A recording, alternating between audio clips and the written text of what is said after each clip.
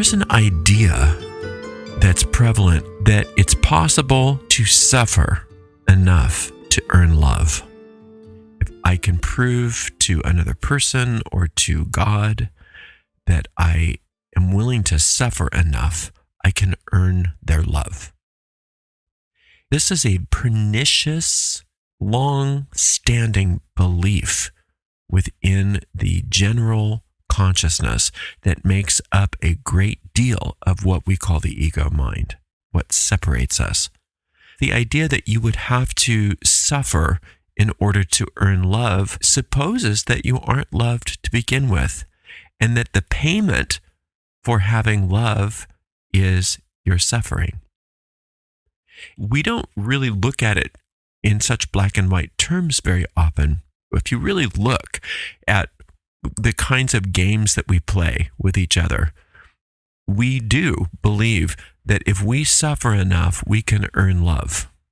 That's probably one of the reasons why the Christian religion is so popular. This poor man, this innocent soul was sent to earth to suffer so that we wouldn't all go to hell.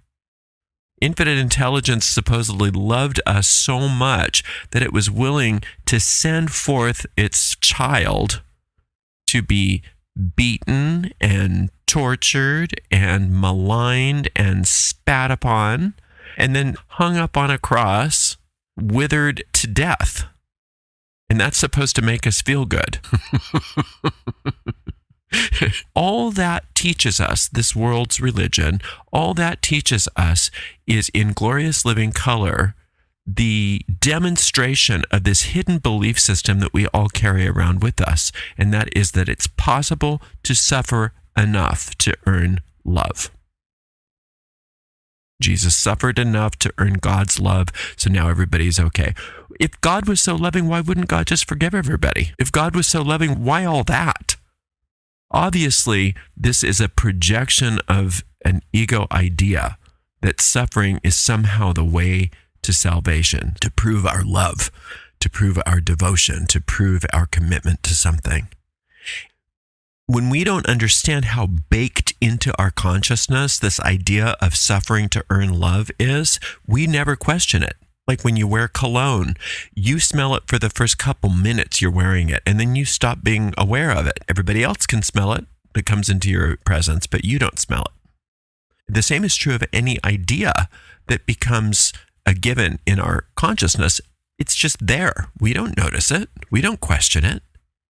But I invite you to question this idea right now and to stay questioning it for a while. Where do I believe that I need to suffer in order to earn love? And what are those symbols of love that I'm trying to earn? Perhaps those symbols of love show up as very different things. Maybe it's to earn wealth. Maybe it's to earn affection. Maybe it's to earn physical health. Maybe it's to earn physical beauty. To earn whatever symbols of so-called love that your ego comes up with. And how much suffering is enough? When will this suffering be enough? Whoever comes along and tells you it's enough? Nobody, because it's not part of the divine plan.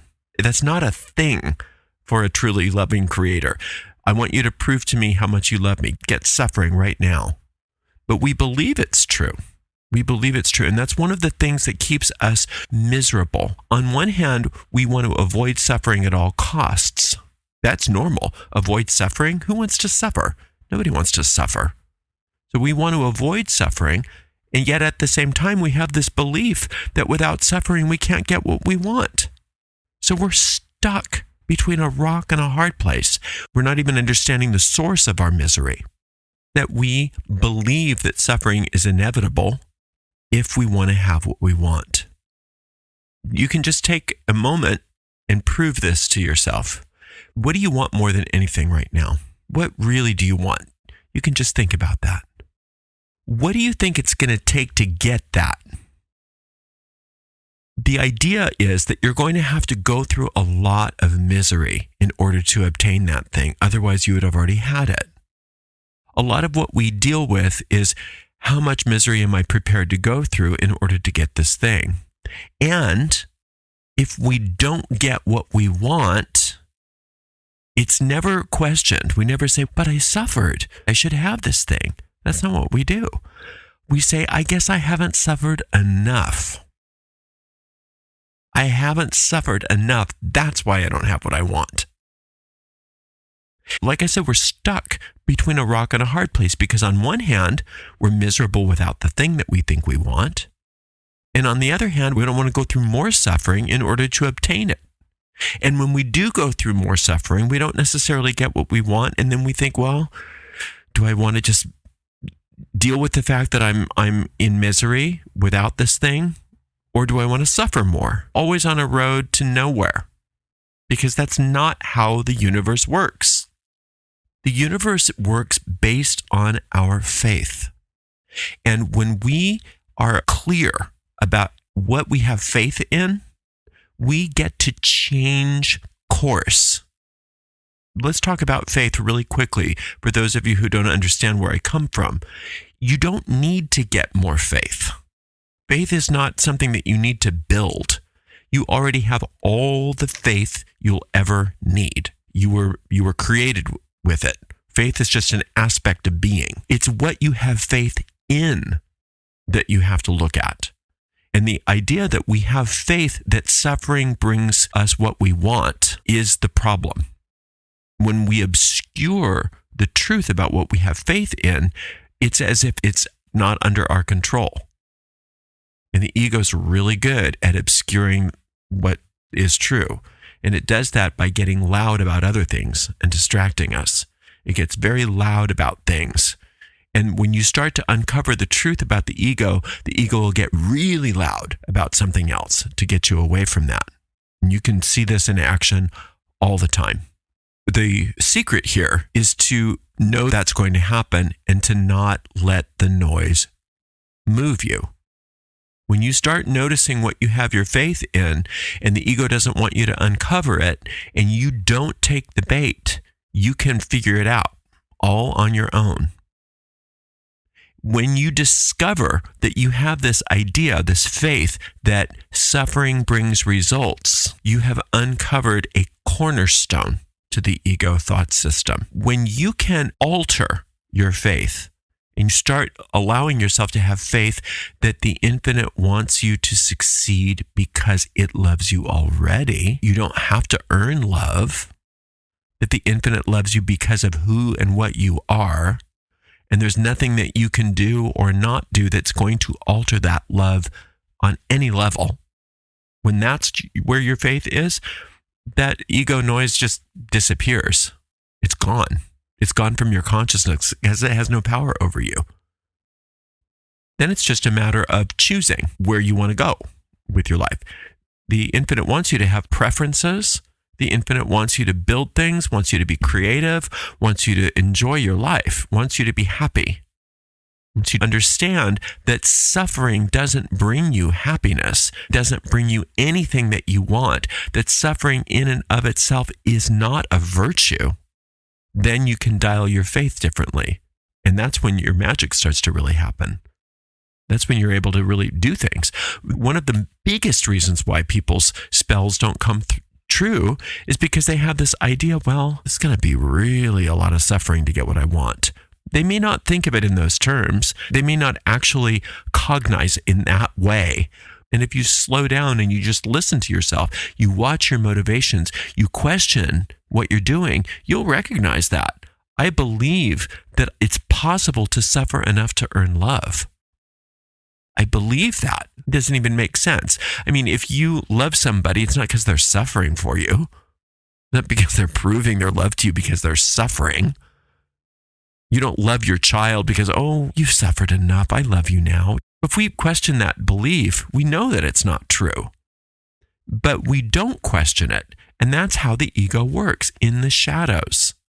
In the shadows. It's a given. It's a generational thing. We've been taught this generation after generation, which is one of the great reasons for understanding your ancestry. One of the greatest things you can do is to go back maybe a couple generations and look at what the dynamics were in your family. And you can see where this idea of you suffer enough to earn love was passed down. This wasn't something that they cooked up on their own. Nobody just sat in a laboratory one day saying, I want to build a thought form. It was not that. It's just something that was a given. And nobody's ever questioned it. Nobody's ever looked at the thought form itself and said, wait a minute, this isn't right. What a silly thing to believe. Let's blast this thought form. Let's annihilate this thought form. Let's not have faith in this anymore. Let's turn our faith to something that is true, because faith makes things happen for us. And just because we have faith in something that's not true doesn't mean that faith isn't powerful. You can have faith in anything you want. And so if you start having faith in things that aren't true, then you start living in a pseudo-reality. You start living in a nonsensical reality where you can't have happiness. You can't have power, where nothing good can happen for you because your faith is misplaced. And that's what this world is. It's a place where everybody's faith is misplaced, so we have experiences of things that aren't real. There is no reality in this idea that suffering is necessary in order to earn love. Even the idea of earning love is faith in something that's not true. You can't earn love. Love can't be earned. Love can only be given. And giving love is natural. Giving love is the most natural part of the soul. That's what the soul's function is, to extend itself as love, just like you are an extension of love. That chain of love is unbroken in the world of the soul. And when we stop extending love, when we stop loving because we're afraid, that's how the ego gets its little mitts on us. How can I misplace my faith? That's the ego thought. Remember, ego is a habit of self-destruction. What is more self-destructive than how do I stop the flow of love in my life? One way is to introduce this belief that love must be earned, and the only way to earn love is to suffer enough. That'll keep us busy for generations upon generations if we hide it so that we don't question it. If we distract ourselves so much, that's something that we never question. But if we stop with the distractions and we get busy right now and ask ourselves, is this a belief system that I want to foster or not? Does it make sense to me that in order to be loved, I must suffer? And if it doesn't, then we can take a stand and say, just as I am not willing to suffer in order to earn love, I am also not willing to withhold my love because somebody hasn't proven themselves to me. Because that's the whole idea. That's the whole idea of the ego, to get you to self-destruct. The way it does that is by convincing you to withhold your function as a soul. Your function as a soul is to extend yourself out of love, unconditionally. Of course, there's a storyline here. Within the storyline, there always must be things like boundaries and laws and appropriate and inappropriate behavior. And within the storyline, it's important that we understand those things. We're not saying just love people indiscriminately and let them do whatever they want to do. That's an ego idea. Oh, I see. So we're just going to love indiscriminately and then I'll be victimized. No, because the soul doesn't live in the storyline. The soul existed before the storyline and will continue to exist after the storyline. So if we can understand that the storyline will take care of itself, if we can get our faith behind the true function of the soul first, the ego will say, yeah, okay, I get it. The soul, nice. That's something that happens after you die. That's something that happens in another world. So yeah, the soul, good. And that's something you'll do someday on another plane. But right now, you got this bill, or right now, you've got this problem. And so it has nothing to do with love. That's the ego's counsel to you. This isn't about love. This is about finances. This isn't about love. This is about abuse. This isn't about love. This is about ... And we'll deal with the love after I get this handled.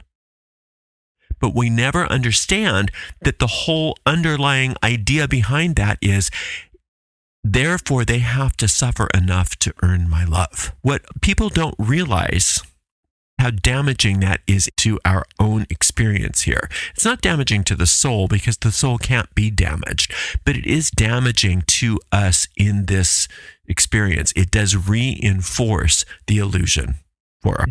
A lot of people don't realize that there can be such a thing as a prosecutor that prosecutes a violent criminal that still loves the criminal. There are prosecutors that are extremely spiritually advanced, and that's their job, is to handle inappropriate behavior. But that doesn't mean that they don't love them. You don't have to shut off the love when you say no to bad behavior. In fact, that is part of being loving, is saying, no, you can't treat me like this, or you can't treat them like that. That's part of being loving. In fact, if you don't do it as an act of love, there's going to be error in how you deal with handling that behavior.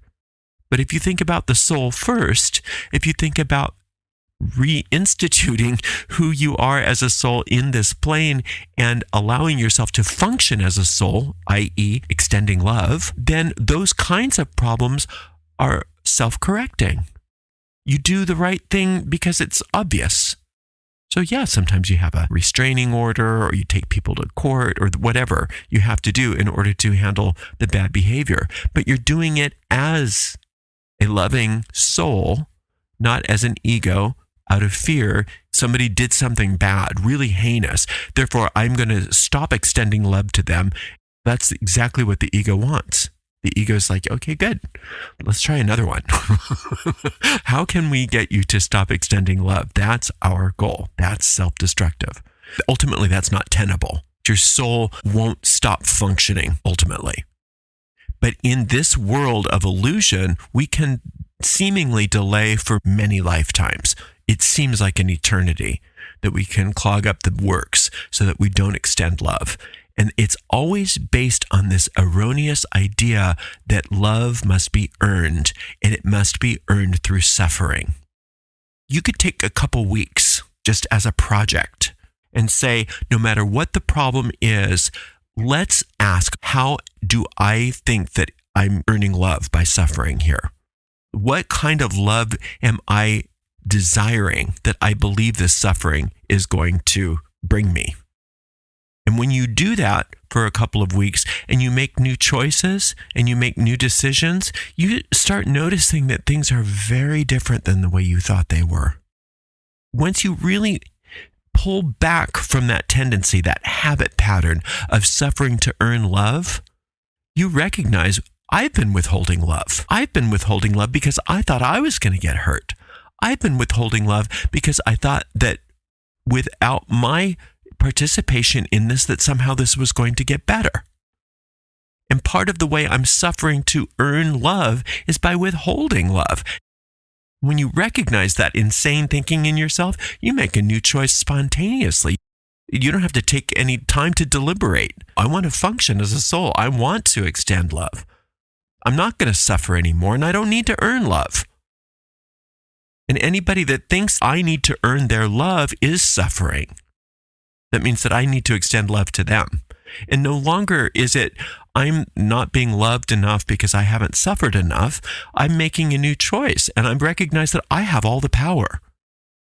I have all the power. Since I can operate as a soul, since I can extend love eternally in any situation, that suffering no longer has power over me.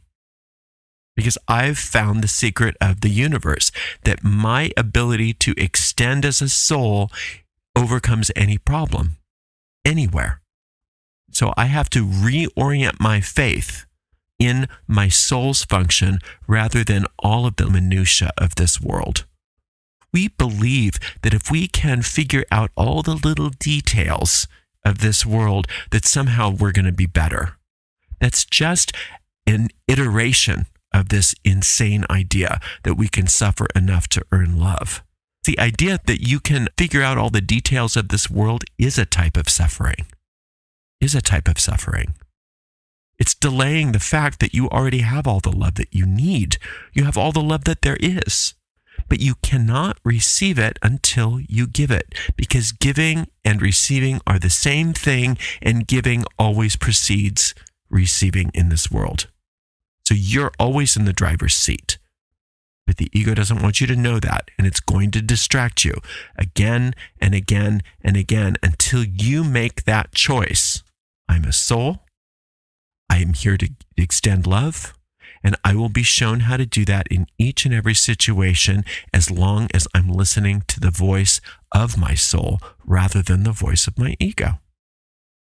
And I know that sounds overly simplistic. It is simple. It is simple.